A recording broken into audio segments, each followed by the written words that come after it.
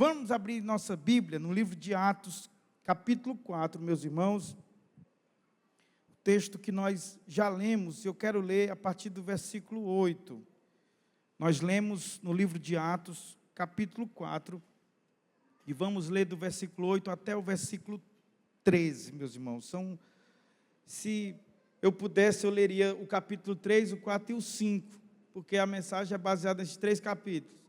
Mas aí eu fiz um recorte para representar aquilo que nós iremos compartilhar com a igreja na noite dessa terça-feira.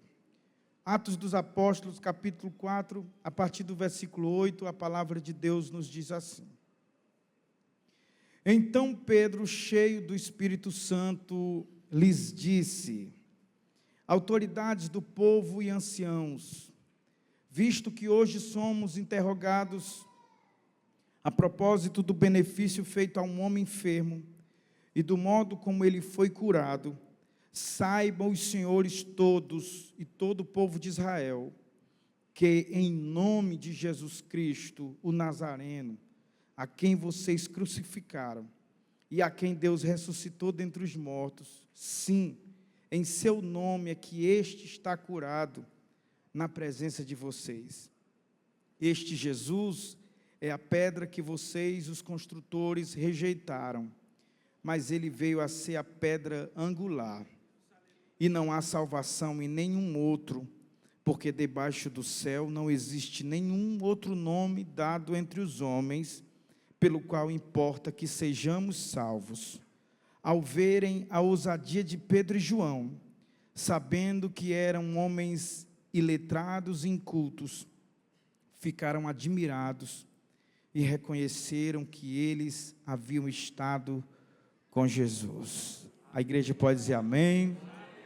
Meus irmãos, essa é uma leitura muito preciosa e nós temos passado muito nesses textos nos últimos meses, nos últimos anos, e o Senhor vai vivificando sempre ministrações e novas ministrações a partir dele, porque retrata o sentimento que a igreja tem, aquilo que a igreja tem abraçado, meus irmãos, nesse tempo, nesses anos de pastorado do nosso pastor Antônio José.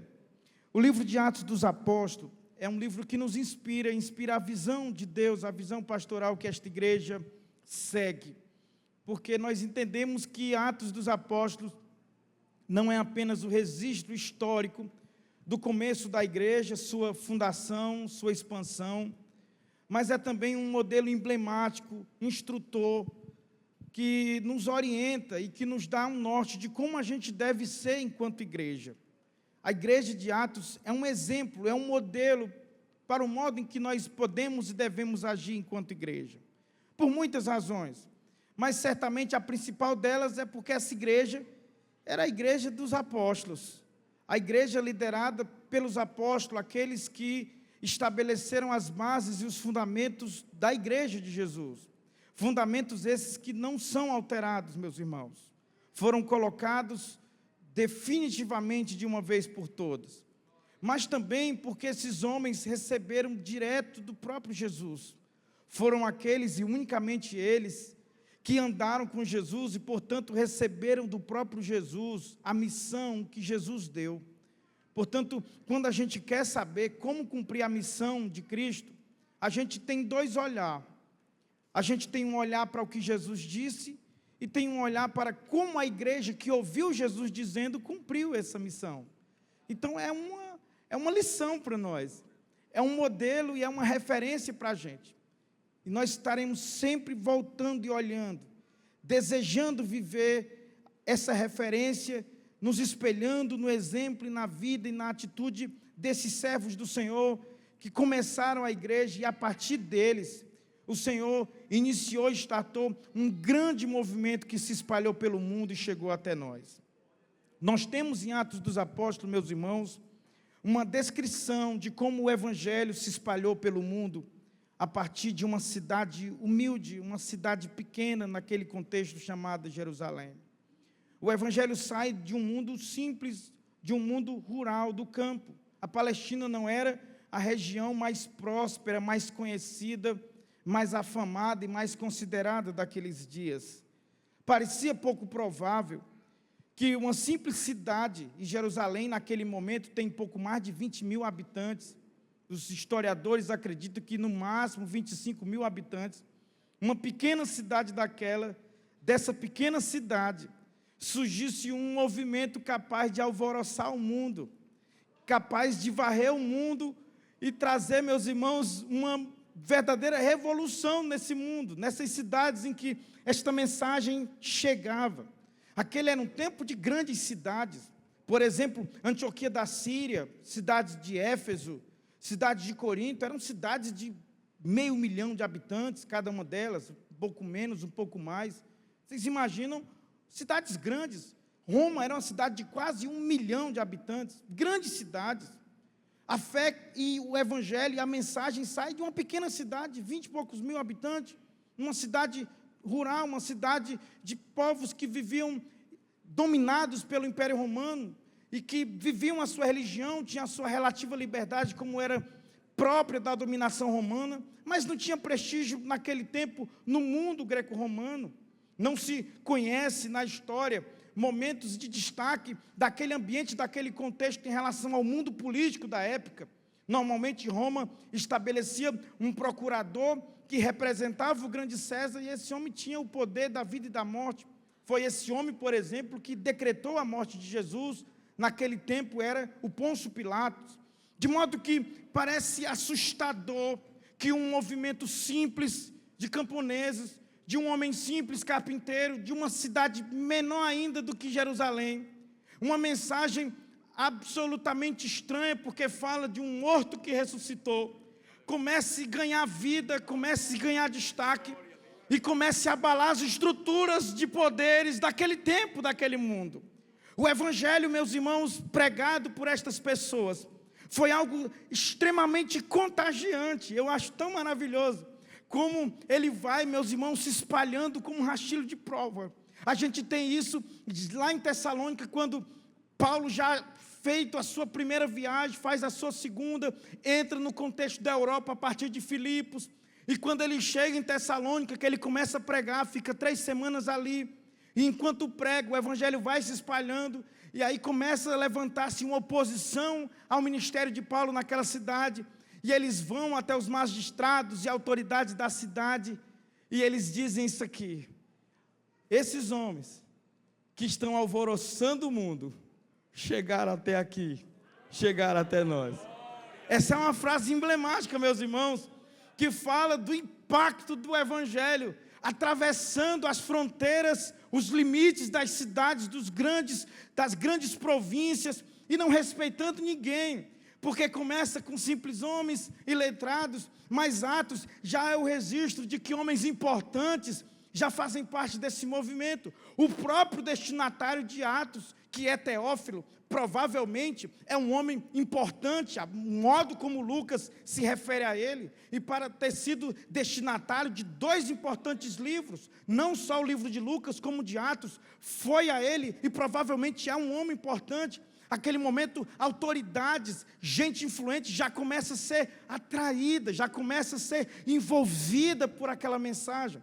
E nós precisamos relembrar disso, meus irmãos, porque foi esse poder contagiante que chegou até nós, que nos trouxe aqui, que tem feito a mensagem e a pregação do evangelho tão poderosa e alvissareira, que 2000 anos depois continua varrendo o mundo, transformando vidas, transformando pessoas sem solução. E talvez tenha algumas delas aqui que não tinham solução, mas quando esta mensagem o alcançou, uma mudança completa aconteceu. Aleluia! Quantos foram alcançados por essa palavra?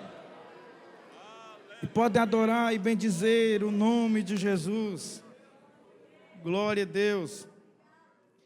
E aí, meus irmãos, no começo dessa palavra, eu devo fazer algumas observações gerais sobre o poder contagiante do evangelho. Algumas observações gerais para a gente considerar como isso aconteceu e como isso nos toca. Porque eu tenho dito isso e eu digo isso muitas vezes. A nossa igreja, o começo dela e a forma que ela se espalhou, é muito parecido com a forma que a igreja começou e se espalhou nos Atos dos Apóstolos. E eu tenho isso por certo, e para mim esse modelo, essa referência que nós temos em Atos, inicialmente nos ensina algumas coisas muito importantes que são de ordem geral que eu preciso trazer para a igreja. E a primeira observação que eu faço é que Deus, para fazer o evangelho espalhar-se por tantos lugares, Ele não se limitou, meus irmãos, ou Ele não limitou o acesso desse evangelho a um grupo privilegiado. Não foram pessoas iniciadas, cultas, doutas. O evangelho e o cristianismo não era uma sociedade secreta de gente iluminada. Era uma mensagem simples, clara, que deveria alcançar o maior número de gente possível. E Deus criou a ocasião para isso. Aqueles 120 que estão em Jerusalém, que esperam a descida do Espírito Santo, se imaginaram na sua vida e naquela espera que a expansão do evangelho dependeria deles. Eles se enganaram e já perceberam isso no dia do Pentecoste. Porque no dia do Pentecoste, o Senhor decidiu apresentar a mensagem do evangelho a muita gente no mesmo momento. Tinha mais ou menos 17 nações, 17 povos que assistem àquela pregação de Pedro e ouvem sobre o evangelho. Jesus salva muitas pessoas ali. Os irmãos conhecem a história. Lucas dá conta de quase 3.000 pessoas. Ali foi uma forma de Deus dizer: a expansão da minha mensagem não estará confinada a nenhum grupo, ninguém será detentor dessa mensagem.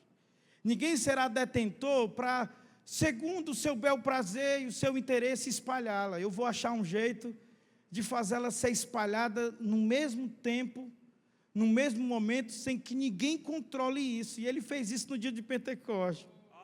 Porque as pessoas que estavam ali foram alcançadas pela mensagem de Pedro e se converteram e foram batizadas, saíram crentes dali de volta para as suas cidades, para os seus povos. Elas já voltaram missionários para pregar o evangelho onde estavam.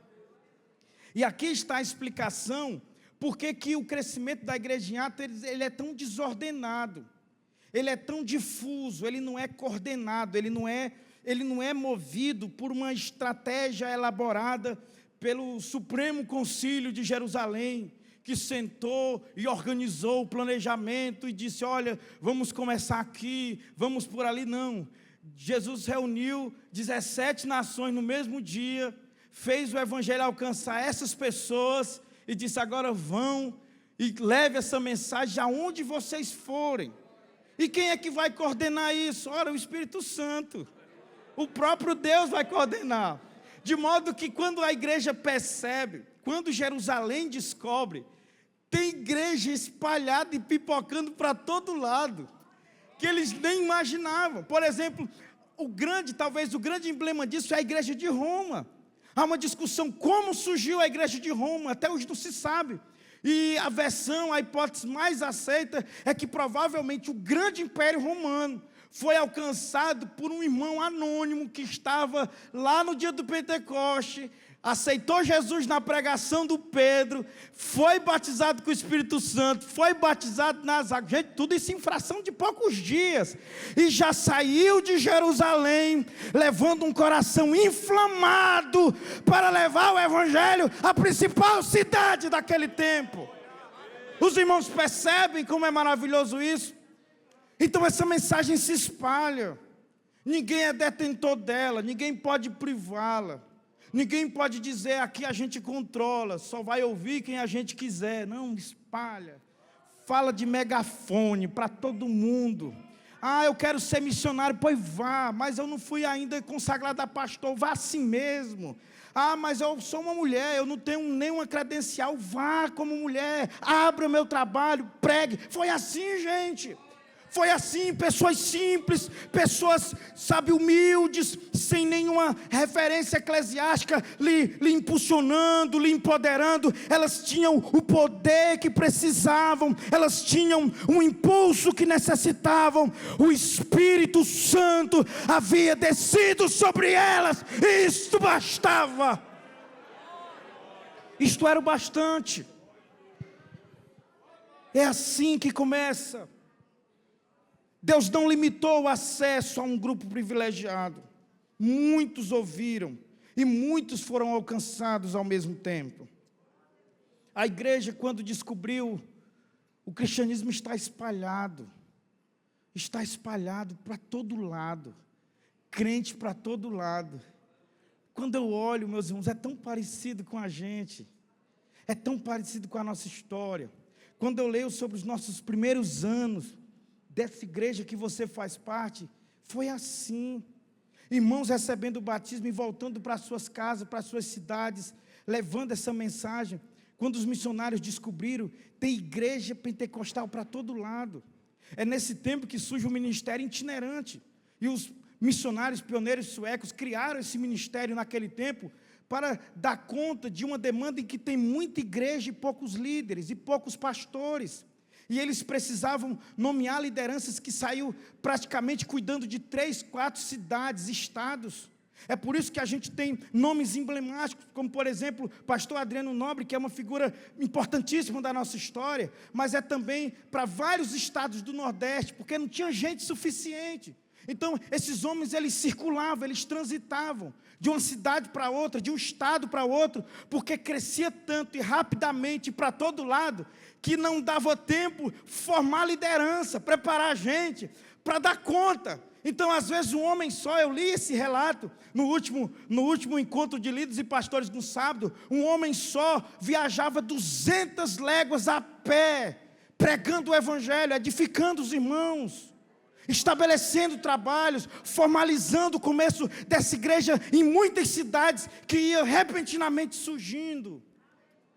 Naquele contexto, meus irmãos, do ciclo da borracha, as crises da seca do Nordeste, especialmente do ano 15, a grande construção das estradas férreas pelo Brasil, irmãos simples saíam trabalhando, e lá pregavam, Jesus salvavam, e eles vinham na cidade e diziam: pastor, eu preguei lá onde eu estou morando agora e Jesus salvou, tem um grupo de irmãos lá, o senhor não poderia ir lá, fazer um culto, levar alguém para cuidar da gente? Meus irmãos, isso era tão comum, porque fala desse poder do Espírito Santo que faz o evangelho se espalhar, não ser manipulado, controlado. Não é algo que alguém entesoura para si e diz: só acessa quem a gente quer. Não, é para todos. Espalha, chegue nos mais distantes lugares. Foi assim o começo, meus irmãos. Mas a gente aprende também, em linhas gerais, que a ação transformadora do evangelho naquele tempo tornava o testemunho deste evangelho eficaz, sabe? Tornava o testemunho eficaz, tornava esse testemunho inquestionável. As pessoas iam vendo o impacto e a transformação causada por onde ele chegava. Gente mudado, transformado.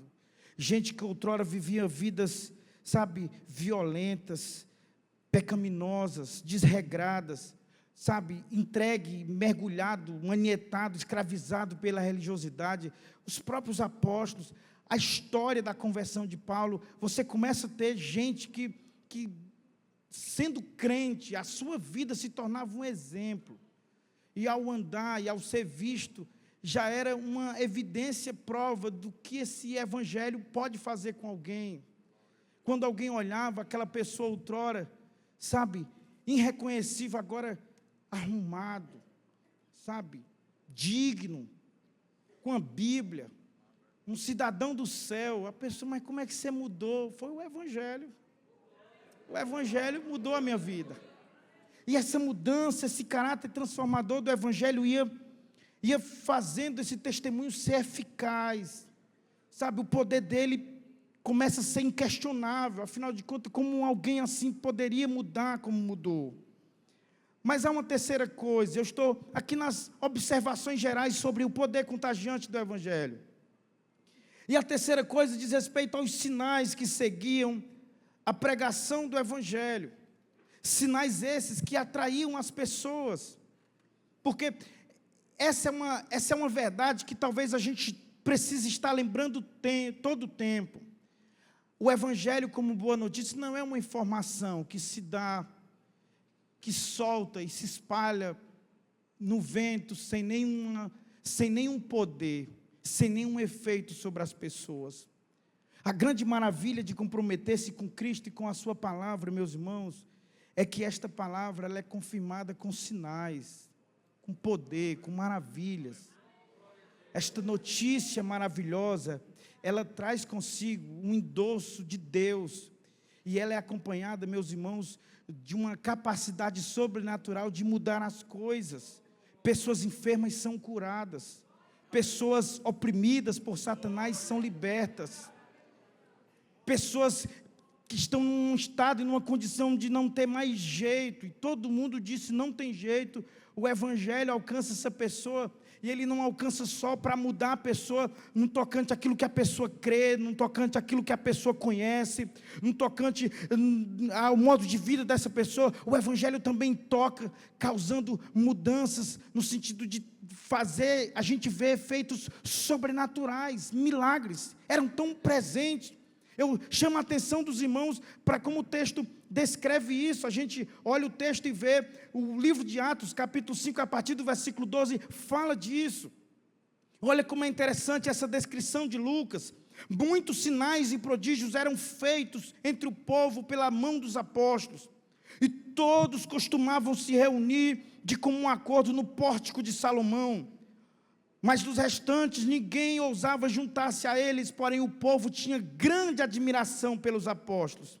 Aí olha o que diz o versículo 14, e aumentava sempre mais o número de crentes no Senhor, uma multidão de homens e mulheres, a ponto de levarem os enfermos até pelas ruas, e os colocarem sobre leitos e macas. E aí Pedro ia passando, e a sombra ia tocando e projetando, e aonde a sombra tocava, o paralítico levantava, o cego via, os doentes eram curados, possessos libertos. O homem vai passando e vai deixando um rastro de cura, de milagre, de sinais. E aí o texto vai dizendo que isso fazia as pessoas se aproximarem, querer estar perto. Olha o que diz o versículo 16, diz, vinha muita gente das cidades vizinhas de Jerusalém, levando doentes e atormentados por espíritos imundos. E quantos eram curados, meus irmãos? Quantos, meus irmãos? Todos. Todos.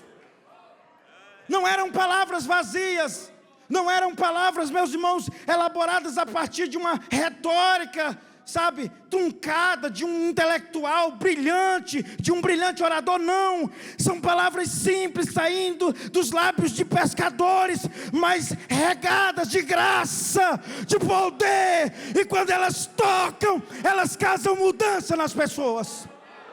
Nós precisamos revisitar isso, meus irmãos, porque aqui está a explicação, o porquê o poder desse evangelho é contagiante, o porquê esse evangelho se espalha, porque essa mensagem não pode ser detida, porque são sinais que não podem ser ignorados. É isso que nos leva ao texto que nós lemos, porque as palavras ditas por Pedro no texto que nós lemos, são ditas no contexto em que eles são interrogados por conta de um milagre feito. E aí o texto vai mostrar que eles até têm vontade de dar uma pisa nos apóstolos, mas não podem dar por causa do milagre. Porque o milagre fez a multidão toda estar lá fora, esperando os apóstolos. E eles tentam até, sabe, afugentá-los, chantageá-los, mas diz, eles não puderam açoitá-los por causa do milagre, por causa da multidão, porque é inquestionável, às vezes a gente fica pensando, eu leio tanto sobre isso, né, os missiólogos, pensando como alcançar essas pessoas nesse tempo, pessoas incrédulas, pessoas naturalistas, que não creem em Deus, pessoas secularizadas. Essa é uma discussão que se estende para longe. Esses dias, conversando com um dos nossos missionários que está na França, inclusive estão voltando nesse momento, embarcaram logo agora, a partir de 7 horas da noite, talvez, embarcaram já voltando para a França, e a gente conversando, E essa discussão, como alcançar pessoas secularizadas, que não creem em Deus, que não creem em nada, que você fala e elas não acreditam naquilo, elas riem de você, elas pensam que você é um fanático, é um ingênuo. Aí eu comecei a lembrar de Atos, e eu comentava com o missionário no almoço, eu disse: "Você sabe o que é que não tem como discutir? É milagre."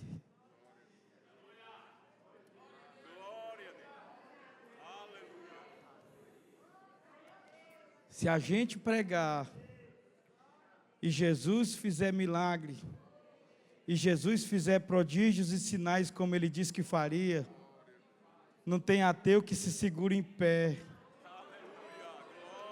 não tem incrédulo que resista, meus irmãos. Um sinal contundente do poder de Deus, da graça de Deus, da manifestação. Vocês percebem que o caminho é esse? Um caminho simples. Por que é simples, pastor? Porque Deus é o mesmo. Porque o Espírito Santo não voltou para o céu, Ele está aqui no meio da gente, e Ele é capaz de fazer as mesmas coisas que antes. Ele faz, Ele continua fazendo, Ele está fazendo em algum lugar do mundo. Foi isso que fez o poder dessa palavra ser contagiante, meus irmãos. Mas o que mais impressiona é que essa mensagem ela é contagiante, justamente a partir e na instrumentalidade de homens e mulheres simples, falhos, sabe, gente sem muito destaque. E o que mais me impressiona é como Deus veicula esse processo de contágio dessa mensagem através dessas pessoas. O que tem essas pessoas? O que tem de extraordinário essas pessoas? Como essas pessoas chegaram aí tão longe? O que movia esses homens e mulheres a se tornarem o meio pelo qual Deus espalhou sua mensagem até os confins da terra? Essa é a pergunta que Atos responde. E a primeira resposta que Atos nos dá é que o que movia esses homens e mulheres, esses instrumentos de Deus para o contágio desta palavra que se espalhava, e antes que morresse o último apóstolo, que foi João, essa mensagem estava literalmente nos confins do mundo civilizado daquele tempo. Meus irmãos, uma igreja que em menos de 100 anos varreu o seu mundo da época. O Império Romano foi sacudido com essa mensagem. Como é que isso é possível? E aí Atos é a história de como isso é possível. E a primeira resposta que a gente tem em Atos, a partir desses 3 capítulos de Atos, é que aqueles homens e mulheres eram portadores de uma convicção de agir e falar em nome de Jesus. Eles tinham certeza, eles tinham convicção de que o que eles faziam, de que o que eles falavam, era isso em nome de Jesus Cristo que eles seguiam e adoravam. Isso não é uma coisa simples. A gente tem muita gente falando em nome de Deus. Deus tem muito representante nesse mundo, gente, sem ter dado nenhuma procuração a essas pessoas. E não deu porque elas não têm sequer legitimidade para falar em nome dEle. E por que não tem legitimidade? Porque muitas vezes usa o nome de Deus para locupletar-se, para enriquecer-se ilicitamente, para ganhar fama, prestígio, poder. Meus irmãos, a pessoa põe o nome de Deus debaixo do braço e vai longe, se dizendo representante dEle, mensageiro dEle, servo dEle. Mas não é simples falar em nome de Deus. Nem todas as pessoas têm autoridade, legitimidade para falar em nome de Deus. Mas esses apóstolos têm. Eles têm. E eles estão prontos para responder e para provar que têm. Porque quando aquelas autoridades, e é interessante que a pergunta, gente, é assim, é aquela pergunta que te dá a oportunidade de você dizer o que você sempre quis dizer. Eles estão lá diante das autoridades de Jerusalém, chega lá, os chefões do Sinédrio ficam diante deles e disseram: em nome de quem vocês fizeram esse negócio? Ora, mas era só o que Pedro queria ouvir essa pergunta, meus irmãos. Aí Pedro disse: olha, em nome de Jesus Cristo, o Nazareno, que vocês crucificaram, mas Deus o ressuscitou ao terceiro dia, é em nome dEle, é em nome dEle. É em nome dele que nós fizemos o que fizemos. É em nome dele que nós falamos. É em nome dele que nós estamos aqui diante de vocês. Eles já sabem, meus irmãos, que a autoridade desse nome repousa sobre eles. Como é que eles têm certeza? Ora, eles já tinham visto isso na prática. O milagre da Porta Formosa já é o test drive do poder desse nome. O Pedro e João vêm orar às 3 horas da tarde. Está lá o coxo que sempre esteve lá, viu, gente? Há muito tempo estava lá. Aí o Pedro e João vai entrando, ele pede uma esmola, Pedro olha, nós estamos em nome de Jesus aqui, rapaz. Aí olhou para eles, olha, meu senhor, nós não temos prata, não temos ouro, mas o que nós temos, nós te damos. Em nome de Jesus Cristo, levanta-te. O paralítico salta e sai correndo para dentro do templo. Aquela foi a prova. O nome funciona. A autoridade já está sobre nós. Eles não têm receio de falar. É muito interessante, meus irmãos, essa convicção de agir e falar em nome de Jesus. Porque não é só dizer para se dar bem com isso. É provar que o poder e a autoridade do nome está sobre você. Às vezes as pessoas pensam que é uma fórmula mágica. Meus irmãos, Jesus é um nome comum no tempo bíblico. Jesus é Josué, é Yeshua, Jeová é salvação. Esse nome não é um nome cabalístico que você diz ele e aí as coisas acontecem. O que dá autoridade, meus irmãos, é a representatividade. Quando Jesus diz, em meu nome expulsarão demônio, não é que Jesus está dizendo que o nome dele é uma palavra mágica. O que Jesus está dizendo assim, vocês terão autoridade para mim representando. Em meu nome, é como os irmãos conhecem isso, aqui é a delegação, meus irmãos. É alguém que é maior, chega para o menor e diga, vai em meu nome, você vai em meu nome. O que você fizer e disser é em meu nome. Portanto, eu endossarei suas palavras, suas ações. Você não pode, mas eu posso. E como você vai no meu nome, as coisas vão acontecer.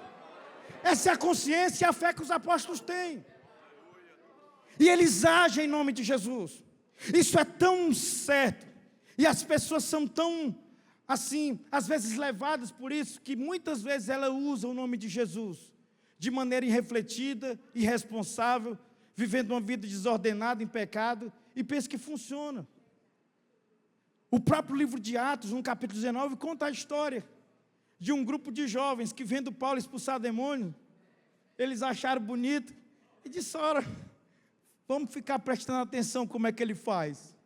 Aí ficaram olhando, acharam um endemoniado bem bravo e foram atrás, olha, em nome do Jesus que Paulo prega, nós te expulsamos. Aí o demoniado olhou para eles, eu conheço Jesus e conheço Paulo. Quem são vocês? Partiu para cima, deu uma pisa tão grande, rasgou a roupa deles. Porque não é chegar e falar no nome assim, de qualquer jeito. É ser portador da autoridade, de representá-lo. Aleluia, levante a sua mão, você pode ter esta autoridade. Jesus te confiou, meu irmão, Jesus te confiou. Jesus te confiou, você é autoridade na sua casa. Se a coisa ficar séria lá, você não precisa chamar ninguém. Você mesmo resolve. Você é portador da autoridade. A doença bateu na tua casa, você não precisa ir chamar a irmã do ciclo de oração. Você mesmo estende as mãos e diz, em nome de Jesus, em nome de Jesus, em nome de... Esse poder está nas tuas mãos. Aleluia! Glória a Deus.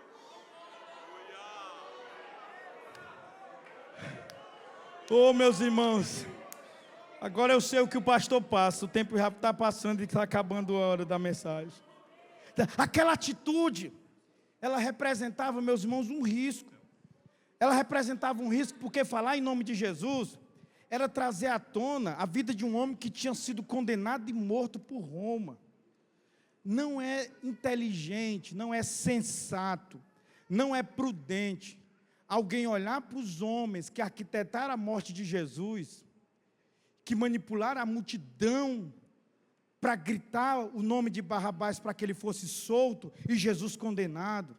Não é sensato os apóstolos agora olhar para esses aí e dizer: olha, em nome de Jesus, aquele que vocês crucificaram, nós estamos no nome dele, e foi no nome dele que esse paralítico agora está bonzinho aí. Mas interessante porque também aquele era um ato de humildade.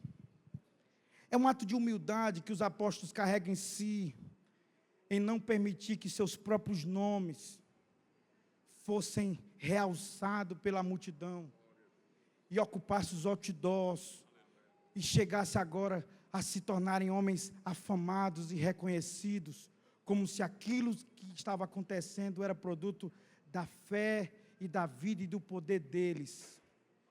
E eu penso que a gente falha muito nisso. A gente se coloca muito no lugar para ocupar uma honra e uma glória que não nos pertence. Percebam que eles estão no contexto de fama e de reconhecimento, e o ambiente aqui é um grande milagre acontecido. E aí o que Pedro está dizendo é que não olhe para Pedro, não olhe para Paulo, não olhe para João, não olhe para Tiago, olhem para Jesus. É Jesus quem faz.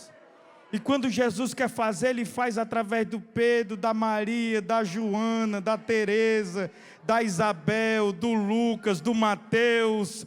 O instrumento é o que menos importa. Ele faz. É por Jesus, é por Ele, é por causa dEle.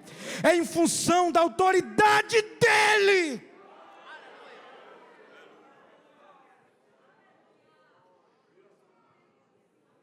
A gente gosta de se colocar nesse lugar que não nos pertence. A gente gosta da visibilidade e um reconhecimento que deveria passar de passagem e alcançar aquele que é o verdadeiro causador das coisas terem acontecido. Os apóstolos dizem: não, é em nome dele. Mas é interessante que também, em terceiro lugar, ao usar o nome de Jesus, eles reconhecem que a oposição que está se levantando não é contra eles, mas contra Jesus. Aquela não é uma briga da igreja com as autoridades de Jerusalém. A gente vê isso no livro de Atos 4, a partir do versículo 24, quando eles chegam e vão orar. Eles foram ameaçados, e eles chegam e vão orar. E aí a gente vê essa oração, eles dizendo, eles na verdade citando o texto de Salmos, e ele dizendo: Tu, soberano Senhor, fizeste o céu, a terra, o mar, e tudo o que neles há. Disseste por meio do Espírito Santo, por boca de Davi, nosso pai, teu servo, porque se enfurecem os gentios, e os povos imaginaram coisas vãs. Os reis da terra se levantaram e as autoridades se juntaram contra o Senhor e contra o seu ungido.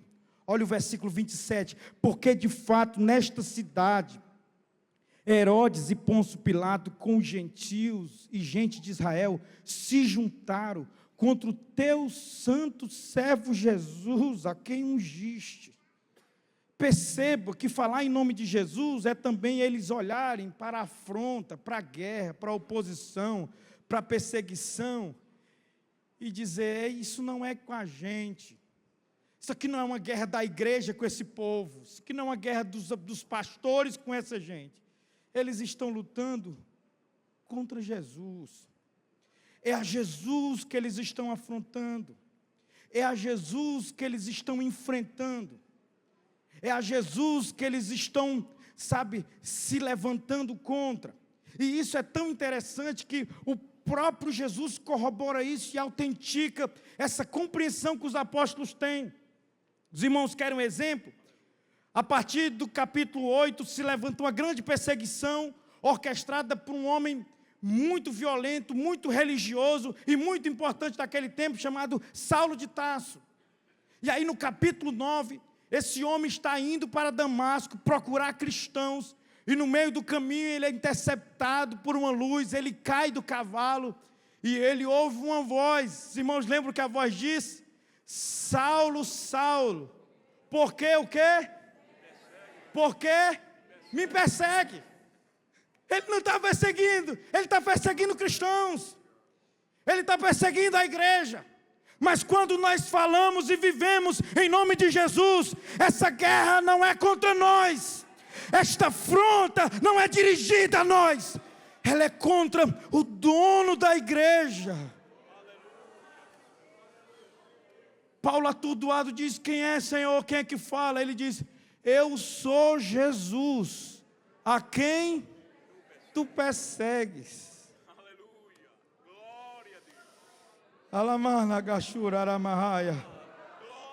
Levante a sua mão se você está sob a autoridade de Jesus.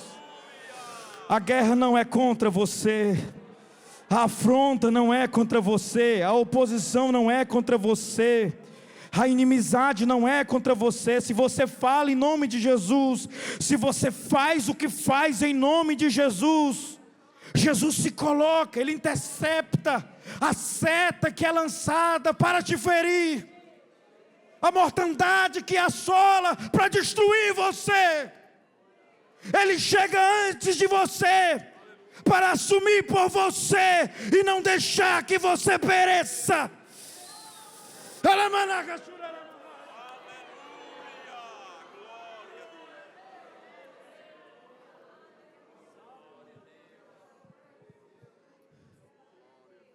Eu sinto, às vezes, a gente muito preocupado em defender Jesus. E acho isso um esforço, além de ingênuo e inútil. Porque é Ele quem nos protege. A gente fala em defender a fé, mas a fé que é o escudo, é ela que nos protege.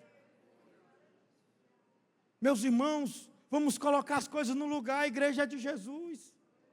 A afronta não é contra nós, a guerra não é contra nós. A guerra é contra alguém que é mais poderoso do que os poderes de Satanás. É por isso que essa igreja não para, é por isso que ela não é paralisada, é por isso que ela não é vencida. Porque os inimigos não são aqueles simples pescadores, e rapidamente as autoridades vão descobrir isto. Porque vai chegar ao ponto que próprio Roma e o grande império vai assumir aquela guerra e dizer: vocês agora são os nossos inimigos. E eles vão descobrir que mesmo matando essas pessoas, esse povo não pode ser destruído, porque o chefe, o cabeça, habita lá onde ele não pode ser alcançado. Alamana, Gashura, Aramahaya. É o Jesus, o Senhor da igreja, o Senhor da igreja. Ele cuida da igreja, Ele vela pela igreja, pelo amor de Deus. Ele cuida da igreja. A gente já viu isso aqui, nessa história aqui. Ele cuida da igreja, gente. Mas é a segunda coisa que a gente aprende com esses homens e mulheres.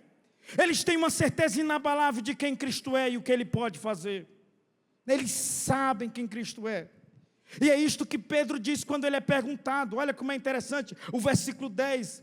Pedro fala: nós estamos falando em nome de Jesus. Saibam os senhores que todo o povo de Israel, em nome de Jesus Cristo, o Nazareno, a quem vocês crucificaram, a quem Deus ressuscitou dentre os mortos, sim, é em nome dele que este homem está curado na presença de vocês.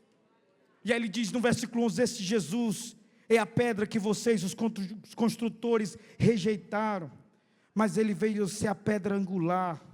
E aí Pedro continua: e não há salvação em nenhum outro, porque debaixo do céu não existe nenhum outro nome dado entre os homens, pelo qual importa que sejamos salvos. Eles não têm dúvida de quem Cristo é. Eles não têm dúvida de que Cristo está verdadeiramente ressuscitado. E eles aqui, meus irmãos, demonstram de maneira inquestionável que estiveram com Jesus, que viram Jesus. E é importante ser dito porque naquele tempo as autoridades subornaram os guardas. E a gente tem essa informação nos evangelistas. Quando eles vão no túmulo, que o túmulo está aberto, o corpo não está lá, os guardas estavam literalmente numa roubada, gente, porque um grupo de soldados fortemente armados e totalmente leais a Roma, eles protegem aquilo como um patrimônio de Roma. Aquele sepulcro está marcado pelo sinete do anel de César. Meus irmãos, uma propriedade com o símbolo de César é propriedade de Roma. Ninguém mexe, ninguém bula, ninguém arranca aquele lacre.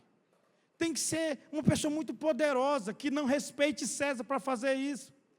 E aí, quando as autoridades vêem o túmulo vazio e não tem o que dizer, chamaram os guardas, deram um troco aos guardas e disseram: olha, vocês espalham por aí que o corpo foi roubado pelos seguidores dele, mas aqui está os justos seguidores dizendo: ele ressuscitou, nós estivemos com ele, nós vimos ele, nós testemunhamos, ele está vivo, está por aí, está vivo, a gente viu, passou 40 dias aqui com a gente, comeu peixe com a gente, conversou com a gente, ele esteve aqui. E aí a gente percebe que as próprias autoridades, olha o que diz o versículo 13,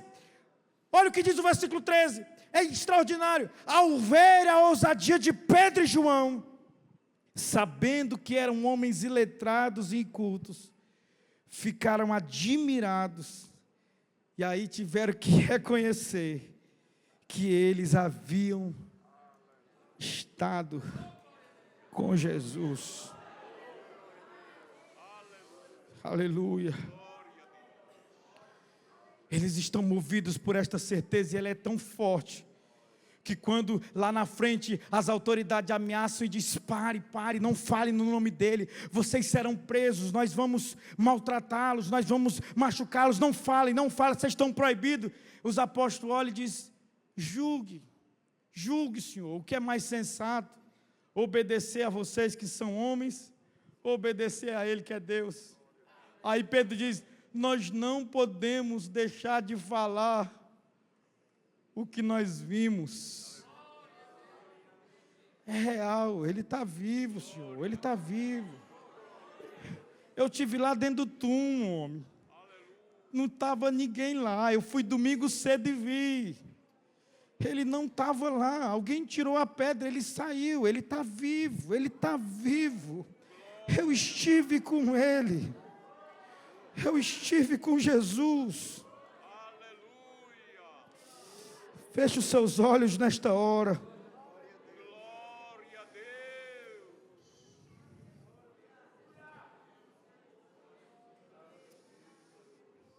Deus. Alamana, gachura, alamahaya.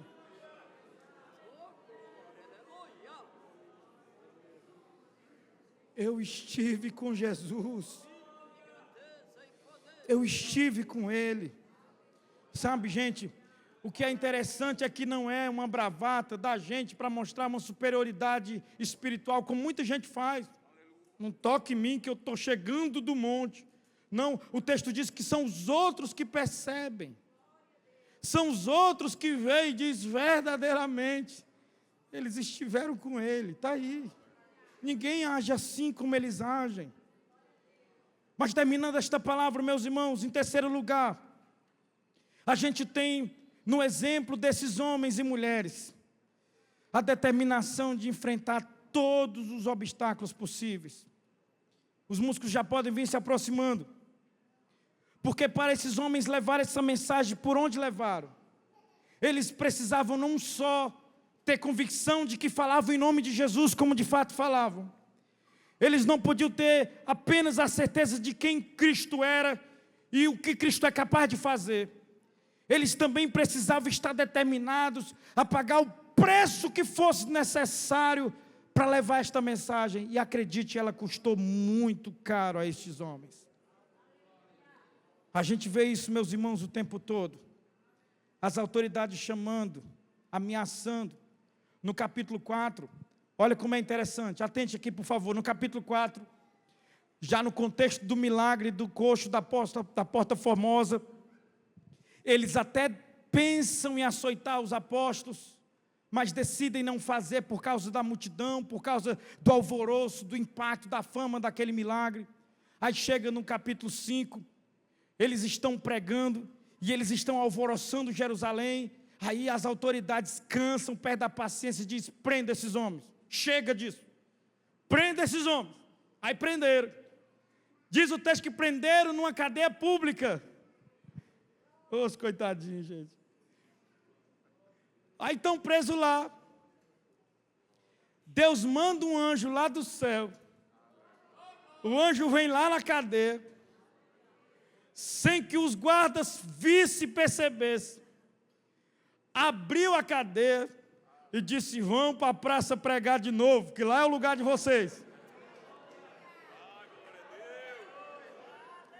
E no Sinédrio, aquela calmaria, as autoridades achando que ia ter um minuto de paz.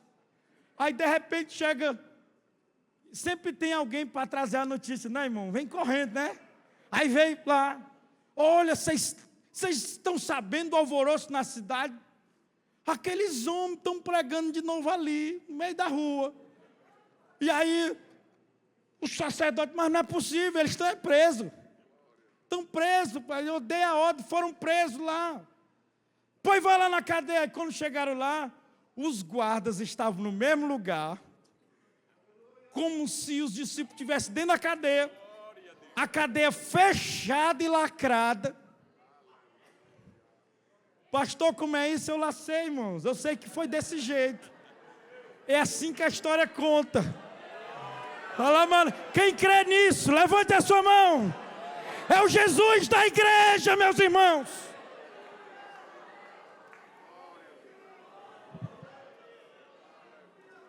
Porque quando Ele quer, Ele vem, quebra a porta, quebra o ferrolho, despedaça o portão. Mas quando Ele quer, Ele arranca sem abrir a porta, sem quebrar o ferrolho. Ele é o teu Deus, Ele é o Deus da igreja. Levante a sua mão para adorá-lo agora. Oh, aleluia.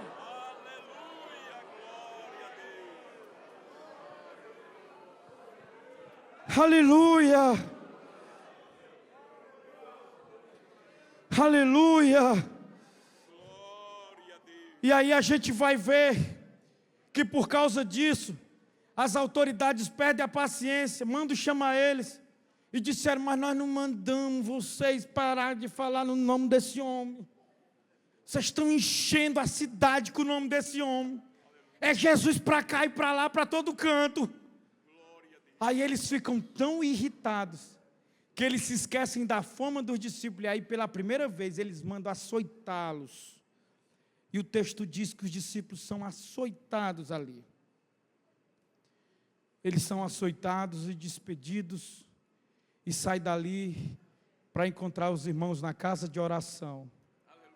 Quando chegaram lá, começaram a cantar. Glória a Deus. Aleluia. Começaram a cantar por serem dignos de sofrer por Jesus. Começaram a cantar porque estavam tendo o privilégio de sofrer por ser o Mestre e Senhor. Fique de pé nesta hora em nome de Jesus. Glória a Deus. Aleluia. Meus irmãos, eu espero que esta palavra ela insufle no seu coração ânimo, para a gente não deixar esta palavra parar em nós. Ela precisa seguir seu curso. Ela precisa alcançar mais pessoas. E eu quero concluir nesta conclusão, falar duas coisas que a gente precisa levar como lições práticas de tudo isso que eu falei nesta noite. Ao falarmos em nome de Cristo, meus irmãos, por um lado, nós podemos ter ousadia. E é esta palavra que eu preciso que você leve na mente e no coração. Você pode ter ousadia. Pastor, mas eu sou um crente assim, tão fraquinho. Você até pode ser, mas o teu Deus é muito poderoso.